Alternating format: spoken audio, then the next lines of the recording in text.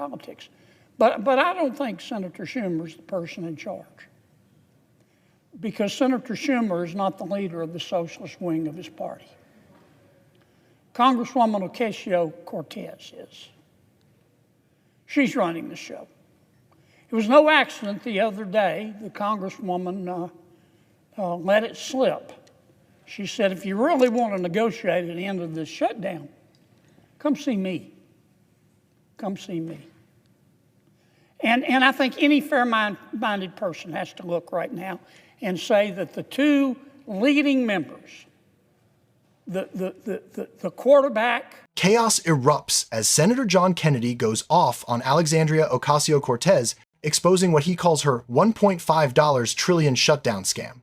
Kennedy unloads brutal truth about the socialist wing controlling the Democrats, calling out the insanity behind the spending demands, the fraud, and the foreign giveaways. AOC fires back in the halls of Congress, but the receipts are undeniable, and this showdown gets explosive fast. Well, the shutdown melodrama continues.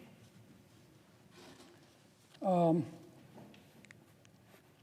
love the smell of melodrama in the morning. It smells like the United States Senate. I said the other day that this shutdown is just further proof that human evolution is a slow process.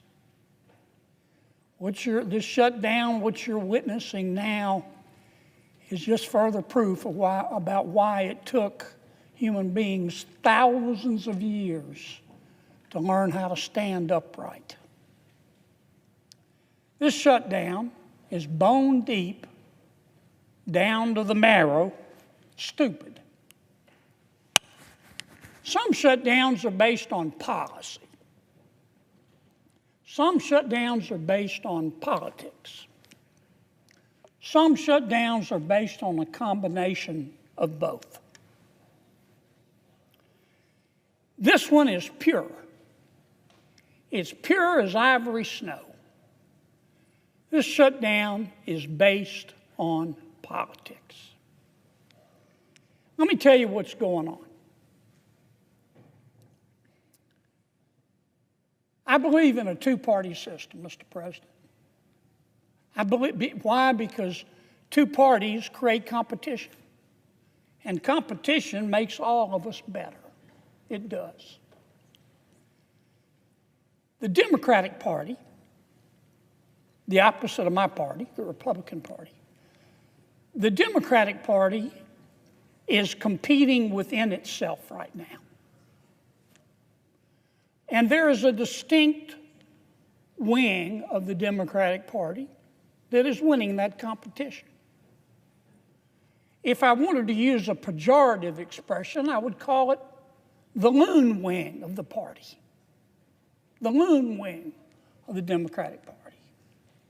Or you might call it the Bolshevik wing of the Democratic Party.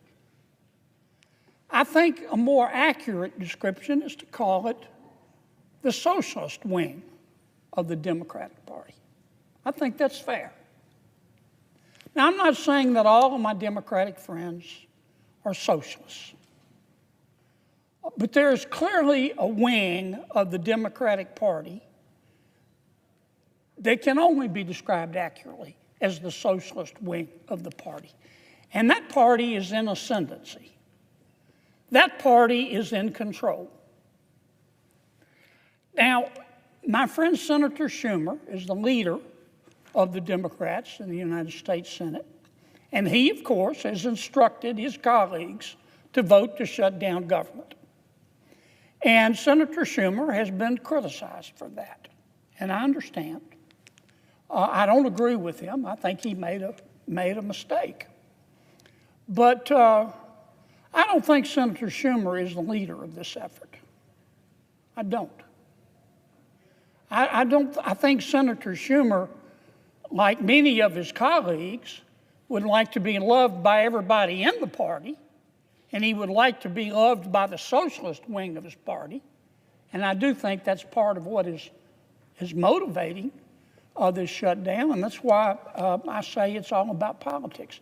But I don't think Senator Schumer is the person in charge, because Senator Schumer is not the leader of the socialist wing of his party. Congresswoman Ocasio-Cortez is. She's running the show. It was no accident the other day the Congresswoman let it slip. She said, if you really want to negotiate an end of this shutdown, come see me. Come see me. And I think any fair-minded person has to look right now and say that the two leading members, the quarterback, the two leading members of the socialist wing of the Democratic Party, the quarterback is Congresswoman Ocasio-Cortez. Now, her substitute is Senator Bernie Sanders. But I think it's the Congresswoman who's calling these shots. Now, Mr. President, I don't hate anybody. I've said that repeatedly, and I mean it. I like all of my colleagues. I look for grace wherever I can find it. When I say my prayers, I do, every single time. I ask God, don't let me hate, because it's hard sometimes. It's hard up here. But I do. I say, God, don't let me hate. And I certainly don't hate Congresswoman Ocasio-Cortez. I want to make that very clear. She has the right to her opinion. She has the right to try to have the socialists take over the Democratic Party. That's the American way. Ironically, I think what she's doing is anti-American, but she has the right as an American to do it, so I don't hate her. But I judge her by her policy. She has her opinion, and I have mine. And I have to judge her candidly by her policy. Here is what the socialist wing of the Democratic Party, led by Congresswoman Ocasio-Cortez, has said to the American people and to the United States Congress and the Republicans in Congress.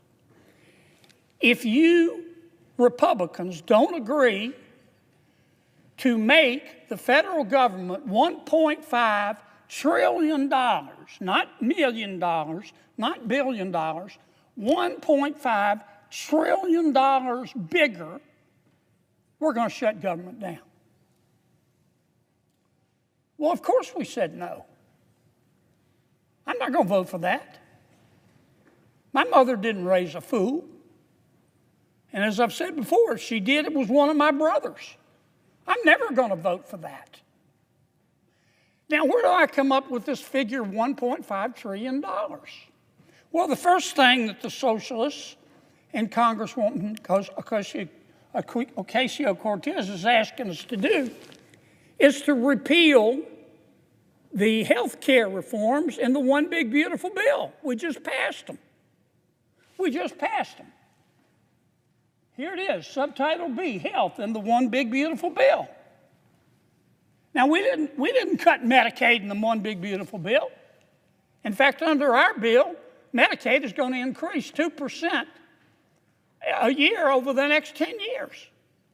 Now, what we did by reforming Medicaid, which Congresswoman Ocasio-Cortez wants us to reverse, we cut out the waste and the fraud. For example, we found out that there are, no kidding, I'm not just making this up, we found out that there are 2.8 million people on Medicaid who are double dipping in America. They're either signing up for Medicaid in Louisiana and Mississippi, double dipping, or they're signing up for Medicaid in Louisiana and they're signing up for the Obamacare subsidies. That's called cheating. Our bill would put an end to that. And it would save about $140 billion on 10 years. The socialist wing of the Democratic Party and Congresswoman Ocasio-Cortez want us to reverse that.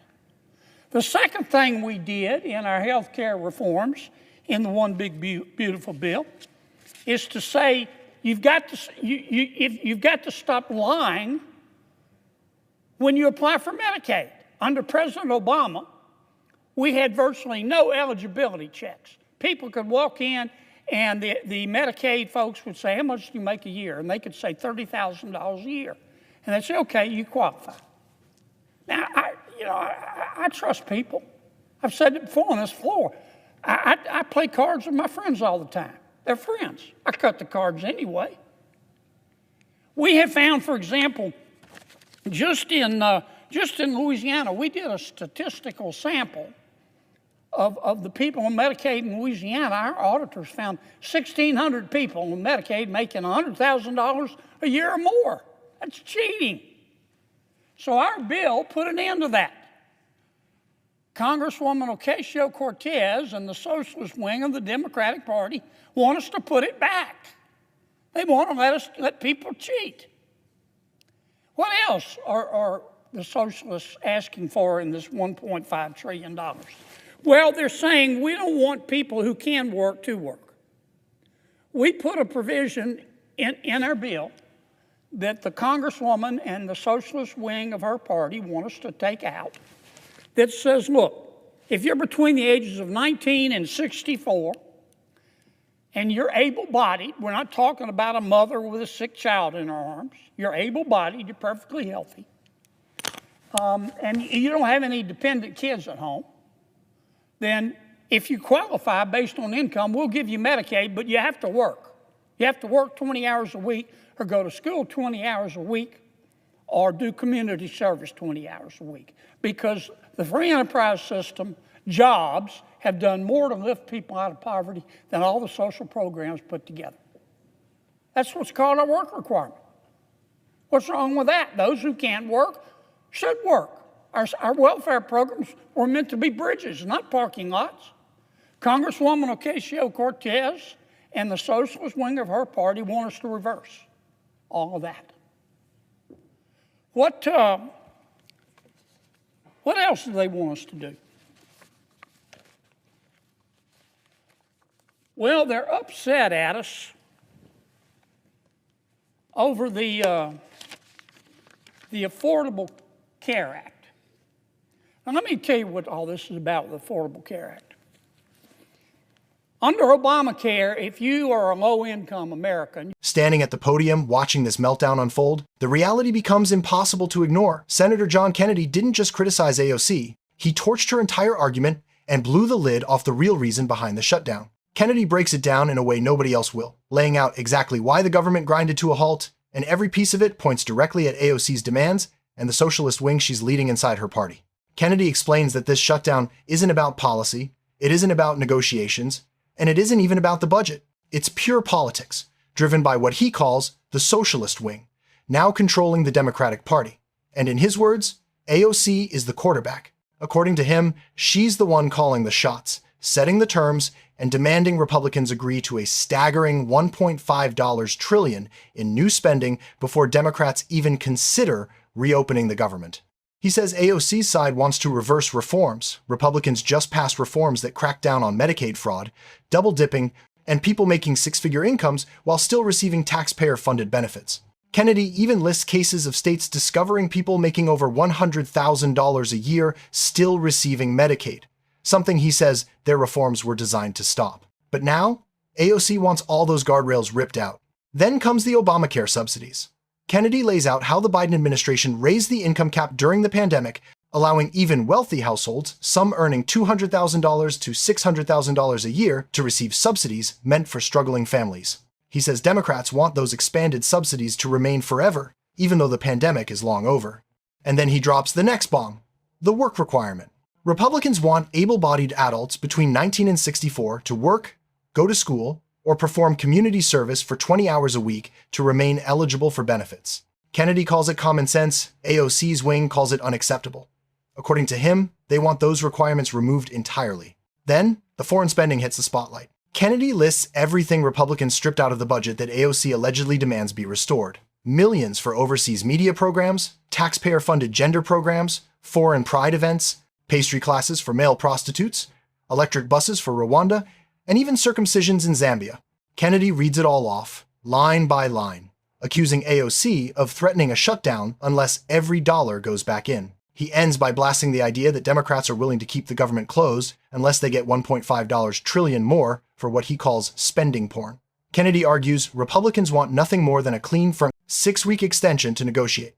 According to him, Democrats won't even consider it unless AOC's demands are met. Kennedy finishes with a message aimed directly at Democrats. Stop letting the socialist wing run the party and stop being afraid of AOC. He insists she's the one driving the shutdown, pushing policies he calls extreme, reckless, and destructive, and says the American people see right through it.